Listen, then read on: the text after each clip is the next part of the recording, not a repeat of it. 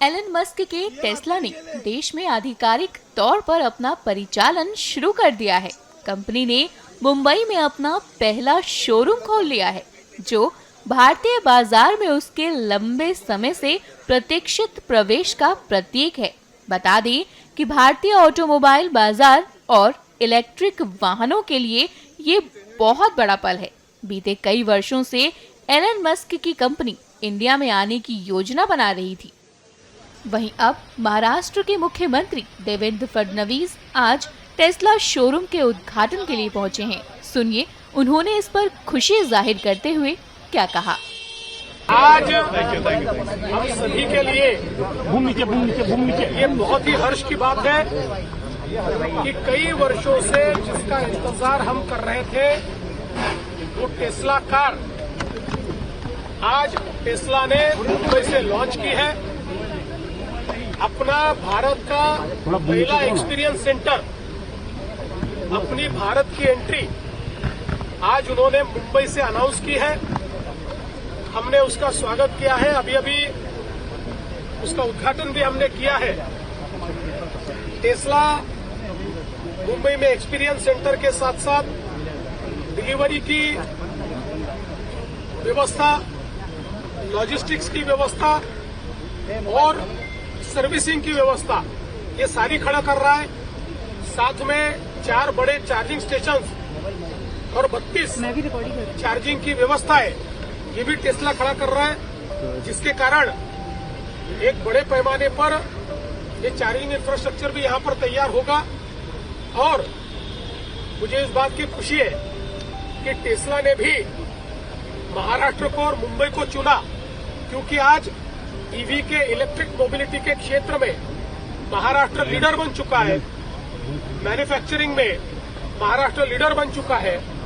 हमारी जो charging infrastructure की पॉलिसीज है, हमारी जो टैक्सेस की पॉलिसीज है, और हम लोग महाराष्ट्र में जो मैन्युफैक्चरिंग का इंसेंटिव दे रहे हैं, ये सारी चीजें ग्लोबल प्लेयर्स को अट्रैक्ट कर रही है। लेकिन हम जानते हैं कि डिजाइन और इनोवेशन में ईवी सेक्टर में टेस्ला को वर्ल्ड लीडर माना जाता है, और उनका जो वर्ल्ड का सबसे मोस्ट लाइक्ड, सबसे फेमस ब्रांड जो है मॉडल वाई, उसको वो यहां पर लॉन्च कर रहे हैं। और मुझे विश्वास है कि आने वाले दिनों में टेस्ला की पूरी इकोसिस्टम ये हमको भारत में और विशेष रूप से महाराष्ट्र में देखने को मिलेगी। महाराष्ट्र की इलेक्ट्रॉनिक व्हीकल पॉलिसी को किस तरीके से देखते हैं और टेस्ला के लिए वो कितनी कारगर साबित होगी? कि महाराष्ट्र की ईवी की पॉलिसी ये देश में सबसे डायनामिक पॉलिसी है, और टेस्ला के लिए ही नहीं, जो भी वर्ल्ड प्लेयर से आना चाहते हैं, जो इनोवेशन, डिजाइन और सस्टेनेबिलिटी, मोबिलिटी में काम कर रहे हैं, उन सबके लिए पॉलिसी हमने तैयार की है। और आगे भी हमारी पॉलिसी डायनामिक है।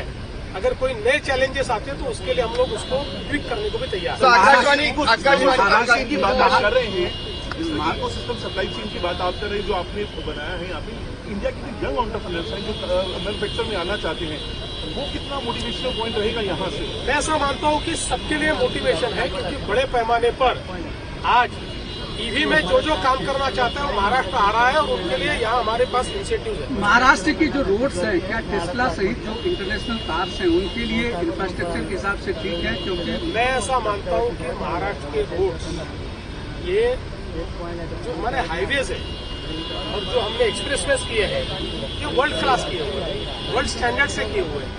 क्योंकि हमारे जो देश के स्टैंडर्ड हमने तैयार किए हैं वर्ल्ड क्लास स्टैंडर्ड से, इसलिए मुझे लगता है कि बिल्कुल उसके लिए हम लोग तैयार हैं। कुछ रोड्स को अभी और ठीक करना पड़ेगा। इंडियनाइजेशन की आप बात कर रहे हैं, तो क्या आप महाराष्ट्र में भी टेस्ला का कोई मैन्युफैक्चरिंग यूनिट का सपना देख रहे हैं? क्या महाराष्ट्र में भी बड़ी बड़ी कंपनियों का, बड़ी कंपनियां सारी आ चुकी है, और क्यों सपना न देखे? महाराष्ट्र से अच्छा मैन्युफैक्चरिंग के लिए और क्या है?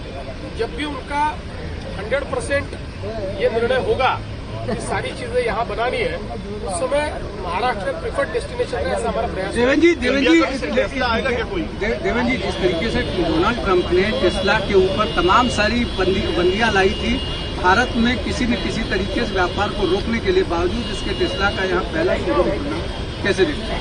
मुझे ऐसा लगता है कि एक अंतर्राष्ट्रीय परिप्रेक्ष्य में इसके ऊपर कमेंट करना ये ठीक नहीं है। आज हम लोग इस बात के लिए खुशी मनाएं कि टेस्ला इज फाइनली हियर।